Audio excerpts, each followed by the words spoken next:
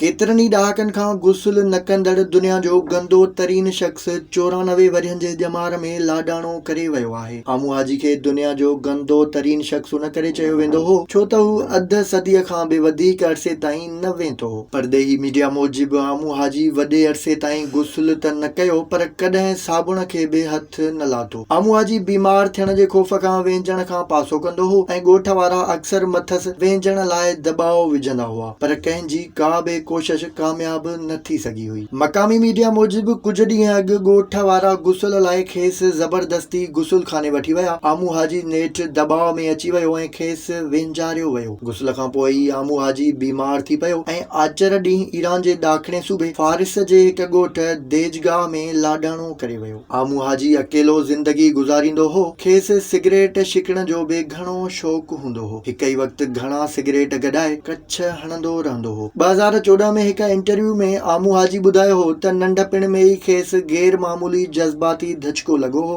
जंहिं सबबु हू दुनिया मां बेज़ार थी वियो ऐं अक्सर ज़मीन अंदरि हिकु सिरिंग में रहंदो आहे। ईरानी मीडिया जो चवणु आहे त 2013 में आमू हाजी जी हयातीअ ते आमू हाजी जी अजीब ज़िंदगी जे उनवान सां हिकु मुख़्तसिर दस्तावेज़ी फिल्म बि ठाही वई हुई।